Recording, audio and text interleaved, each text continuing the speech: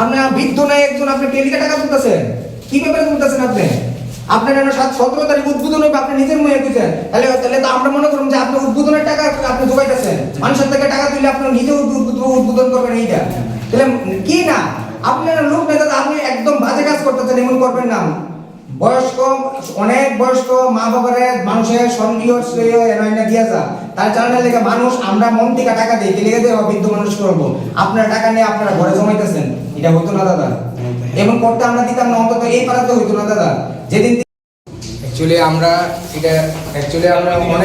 দশমীঘাট ক্লাবেরই, আমরা অনেকদিন ধরে দেখছি দশমীঘাট ক্লাবের সামনে একটা চিরনবীন বৃদ্ধাশ্রম নামে একটা বৃদ্ধাশ্রম খোলা হয়েছে। এটা খুবই ভালো উদ্যোগ, বৃদ্ধরা লেগে এটা খোলা হয়েছে, আমরাও সবাই খুশি।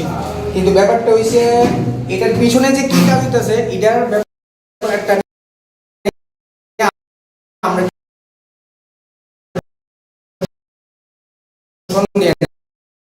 ছিলাম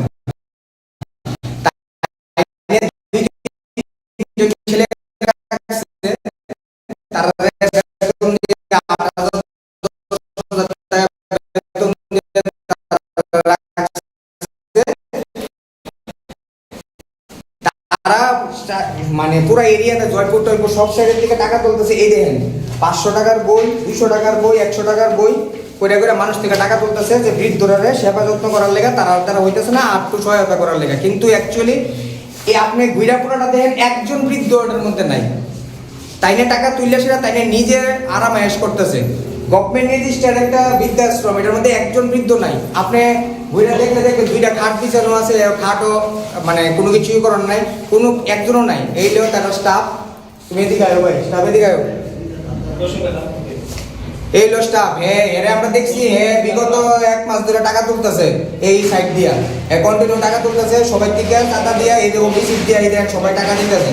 কিন্তু লোক কই, এনে তো কোনো বৃদ্ধই নাই। বৃদ্ধ ছাড়া কি থেকে টাকাটা তুলতেছে তারা?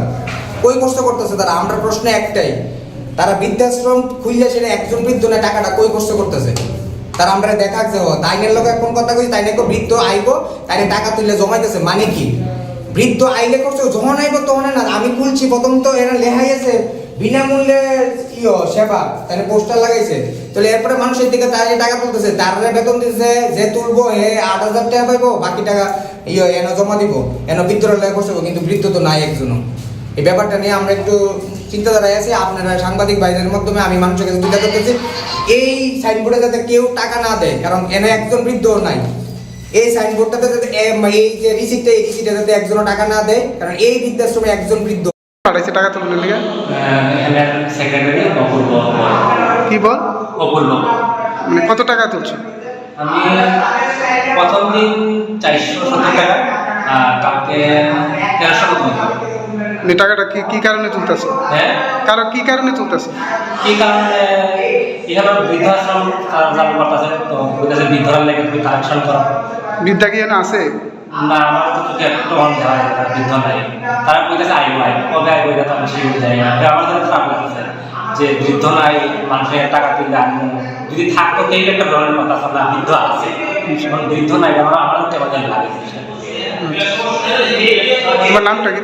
আমার নাম সকল বিশ্বাস। তোমার মতো কতজন রে তারা টাকা তুলনের লিগে লাগাইছে? আমার 4জন, আজকে একজন মহিলা আছে, তাইও রিসিভ করে আছে, তাইও কালকে থেকে শুরু করবো। এইভাবে টাকা তুলতেছে না?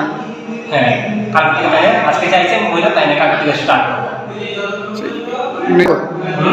টাকাটি তুললে কি করবো? টাকাটি তুললে অন্তত যে বৃদ্ধ লেগা করবো, খরচ করবো, তখন তো বৃদ্ধই তো নাই। আপনি লোক দেখান, তারপরে না পেশেন্ট ছাড়াই আপনি টাকা তুলে নেবেন। আপনার বৃদ্ধ নাই একজন, আপনি টেলিকা টাকা তুলতেছেন, কি ব্যাপারে তুলতেছেন আপনি? আপনার 17 তারিখ উদ্বোধন হবে, আপনি নিজের মুখে কইছেন, তাহলে তো আমরা মনে করুন যে আপনি উদ্বোধনের টাকা আপনি জোগাইতেছেন, মানুষের থেকে টাকা তুলে আপনি নিজে উদ্বোধন করবেন, এইটা তাহলে কি না? আপনার লোক নেতা, আপনি একদম বাজে কাজ করতেছেন, এমন করবেন না। বয়স্ক, অনেক বয়স্ক মা বাবারে মানুষের সঙ্গীয় শ্রেয় এনআইনা দিয়া যা, তার জানার লেগে মানুষ আমরা মন থেকে টাকা দিই, লেগে দেওয়া বৃদ্ধ মানুষ করবো, আপনার টাকা নিয়ে আপনারা ঘরে জমাইতেছেন, এটা হতো না দাদা। এমন করতে আমরা দিতাম না, অন্তত এই পাড়াতে হইতো না দাদা। যেদিন অ্যাকচুয়ালি আমরা আমরা দশমীঘাট ক্লাবেরই আমরা অনেকদিন ধরে দেখছি দশমীঘাট ক্লাবের সামনে একটা চিরনবীন বৃদ্ধাশ্রম নামে একটা বৃদ্ধাশ্রম খোলা হয়েছে। এটা খুবই ভালো উদ্যোগ, বিদ্রোহের লেগে এটা খোলা হয়েছে, আমরাও সবাই খুশি। কিন্তু ব্যাপারটা হয়েছে এটার পিছনে যে কি কাজ হইতেছে এটার ব্যাপারটা নিয়ে আমরা একটু সন্দেহে ছিলাম। তাই নিয়ে 2-3 জন ছেলে রাখছে, তারা বেতন দিয়ে 8,000-10,000 টাকা বেতন দিয়ে তারা রাখছে। তারা মানে পুরো এরিয়াতে জয়পুর টয়পুর সব সাইডের থেকে টাকা তুলতেছে। এই দেখেন 500 টাকার বই, 200 টাকার বই, 100 টাকার বই কইরা করে মানুষ থেকে টাকা তুলতেছে যে বৃদ্ধরে সেবা যত্ন করার লেগে, তারা হইতেছে না আর্থ সহায়তা করার লেগে। কিন্তু অ্যাকচুয়ালি এই আপনি ঘুরা পুরাটা দেখেন একজন বৃদ্ধ ওটার মধ্যে নাই। তাই না টাকা তুললে সেটা তাই না নিজে আরামায়েশ করতেছে। গভর্নমেন্ট রেজিস্টার একটা বৃদ্ধাশ্রম, এটার মধ্যে একজন বৃদ্ধ নাই। আপনি ঘুরে দেখলে 2টা খাট বিছানো আছে, খাটও মানে কোনো কিছুই করার নাই, কোনো একজনও নাই। এই লেও তারা স্টাফ, তুমি এদিকে আয়ো ভাই, স্টাফ এদিকে আয়ো। এই লো স্টাফ, এরা আমরা দেখছি বিগত 1 মাস ধরে টাকা তুলতেছে এই সাইড দিয়া, কন্টিনিউ টাকা তুলতেছে সবাই থেকে টাকা দিয়া, এই যে রিসিপ্ট দিয়া এই সবাই টাকা দিতেছে। কিন্তু লোক কই, এটা তো কোনো বৃদ্ধই নাই। বৃদ্ধ ছাড়া কি এর থেকে টাকাটা